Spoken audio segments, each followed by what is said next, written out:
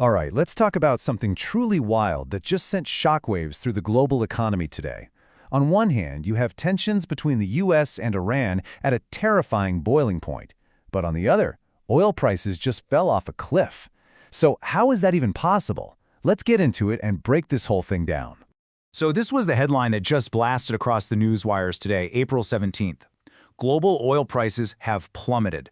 I mean, plummeted is a pretty dramatic word, right? It's not something you see every day in the energy markets, especially not when there's a war going on. And believe me, they were not exaggerating. We're talking about a drop of 11% in one single day. You have to understand, for a commodity as massive and essential as oil, a double-digit swing like this, it's a financial earthquake. It's a huge deal. And that drop isn't just an abstract number. It translates into real money. Just look at the two big benchmarks here. Brent crude, which is the international standard, it fell all the way to $88 a barrel. And its American counterpart, WTI, dropped to just over 81. Now, while that might be a huge relief for us at the gas pump, for the market itself, this was a massive shock to the system. So, this brings us to the most obvious question. What in the world just happened? Did the war just end? Did the US and Iran secretly sign some kind of historic peace treaty? I mean, that's really the only thing that makes sense, isn't it? Something huge and positive must be behind this. Well, to find the real answer, we've got to turn our attention to the incredibly high-stakes peace talks that just wrapped up in Islamabad, Pakistan. Okay, so let's quickly set the stage here, because the context is everything. This timeline shows just how tense things really were. Back on February 28th, the US and Israel launched an air war against Iran. Iran immediately fires back by shutting down the Strait of Hormuz, which is a massive choke point for global trade. Then, by April 8th, things cooled down just enough for Pakistan to step in and mediate a 2-week ceasefire, which is what paved the way for these face-to-face negotiations in Islamabad. And here's a look at what was on the line for everybody at that table. For the US, the goals were clear. End the war, get that strait reopened, and deal with Iran's nuclear program. For Iran, it was all about ending the attacks and getting some solid security guarantees. And then you had Pakistan, stuck right in the middle, trying to somehow broker a peace that could stabilize the entire region. I mean, the pressure in that room must have been immense. So after 21 absolutely grueling hours of back and forth, did they pull it off? Did they actually hammer out a deal that could explain why oil prices suddenly cratered? The answer? Nope. The talks failed. Completely. And it wasn't even one of those made some progress kind of failures. It was a total breakdown. No agreement was reached. The two biggest issues, the Strait of Hormuz and Iran's nuclear program, were still completely up in the air. The U.S. delegation, led by Vice President J.D. Vance, basically just packed their bags and left Islamabad with nothing. And it wasn't just a failure to find peace. Things actually managed to get even worse. That's right. Immediately after the talks collapsed, President Trump didn't pull back. He doubled down, imposing a full naval blockade on Iran, stopping any ships from getting in or out of their ports. So now the mystery is even deeper, right? Peace talks fail, a new blockade goes up, and oil prices fall? It makes absolutely no sense. So what is the real story here? Well, that's exactly what we're about to uncover. This is the real head-scratcher we need to solve.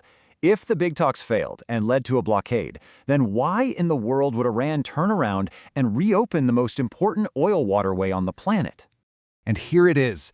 This is the answer. It turns out we've all been watching the wrong conflict. While all the cameras were focused on those US-Iran talks collapsing, a totally separate negotiation was actually succeeding. A 10-day ceasefire was put into place between Israel and Hezbollah in Lebanon. And that was the real trigger.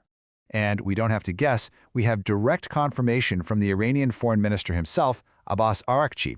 He stated clear as day, in line with the ceasefire in Lebanon, the passage for all commercial vessels is declared completely open. He connects the two events for us. The real key wasn't in Islamabad at all. It was in Lebanon. And then, in a moment that was just truly surreal, President Trump goes on Truth Social and basically says the exact same thing as the Iranian foreign minister. Iran has just announced that the strait is fully open. Thank you. Just for a second there, these two sworn adversaries were on the exact same page, celebrating the very same news. Wild. Okay, so now we know what happened. Let's dig into why this one little waterway has such an unbelievably huge impact on the entire global economy. The numbers here are just mind-boggling. 20%. Think about that. 1/5 of all the oil the entire world uses every single day has to pass through this one narrow choke point. When that strait closes, it's like the whole global economy just holds its breath. And this chart shows you exactly what the world thought was about to happen. Right before it reopened, the experts were forecasting that the conflict was about to take 9.1 million barrels of oil per day completely off the market. That's not just a problem, that is a catastrophic supply shock that would have sent prices into the stratosphere. So the reopening didn't just lower prices, it literally prevented a full-blown global energy crisis. And this brings us to a really crucial economic idea, the war risk premium. You see, the market hadn't just priced in the oil that was already lost. It had priced in the fear of that 9.1 million barrel a day catastrophe. It's an extra charge for risk. And when the strait reopened, that fear, it just vanished, almost instantly. The risk premium evaporated, and prices came crashing back down to reality. But as we look to the future, the really big question is this some kind of lasting solution, or is it just a very, very fragile calm? Because honestly, when you look at the fine print, the situation is incredibly shaky. First off, this reopening is temporary. It's only tied to that 10-day ceasefire in Lebanon. Second, that U.S. naval blockade on Iran's ports, it is still very much in effect. And third, while commercial ships get a pass, military vessels are still banned. So analysts are all saying the same thing. This breather we're getting is super fragile, and it all depends on a ceasefire holding in a totally different conflict zone. And that really leaves us with the million-dollar question. Are we seeing a new practical path to stability here, where shared economic interests are actually powerful enough to override a direct military conflict? Or is this just a temporary pause? Just a brief moment of quiet before the much bigger, unresolved storm between the US and Iran comes roaring back? Honestly, that is what the entire world is now waiting to find out. Do like and subscribe US Briefly.